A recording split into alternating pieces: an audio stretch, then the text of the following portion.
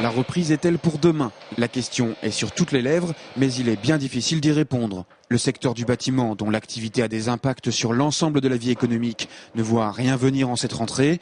Pas de reprise à l'horizon. On parle ici et là de frémissement, mais les acteurs du secteur, eux, restent dubitatifs. Pour moi, ce n'est pas des frémissements, pour moi, c'est des sursauts. Des sursauts. Aujourd'hui, on est vraiment en dents de scie. Parce que les gens ils attendent, les gens ils ont peur un petit peu de l'avenir, les gens ils hésitent à investir, ce qui fait que le bâtiment va vraiment en dents de scie. Donc il est difficile de dire s'il y a une reprise, il est difficile de dire s'il y a un arrêt, il est difficile, on ne sait pas trop vraiment où se situer aujourd'hui.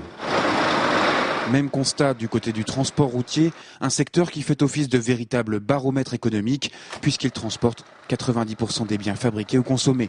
Là encore, le brouillard prédomine, aucune visibilité à court et moyen terme. Résultat, on ne se hasarde à aucun pronostic.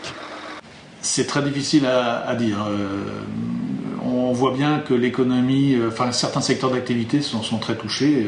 Tout ce qui est lié à l'automobile, tout ce qui est lié au bâtiment, le nautisme évidemment. Et les volumes de transport sont en baisse de l'ordre de 30 à 40 voire 50%. Donc je vois pas les choses repartir comme ça très vite à partir de septembre. En fait, personne ne sait exactement ce que nous réserveront les prochains mois.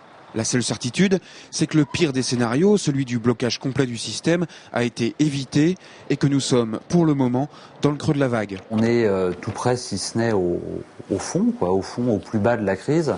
Maintenant, il faut repartir. Donc voilà, il faut que les entreprises, la confiance revienne, que les entreprises trouvent de nouveaux débouchés ou réamorcent un certain nombre de débouchés, que la machine s'amorce à nouveau afin que l'emploi ne diminue plus et éventuellement qu'on puisse envisager un marché de l'emploi plus fluide, et ce qui nécessairement va amener une nouvelle confiance aux consommateurs, aux ménages. Mais nous n'en sommes pas encore là et nous n'avons sans doute pas encore tout vu, notamment en matière de chômage. De nombreuses PME font en effet face à de graves difficultés de trésorerie.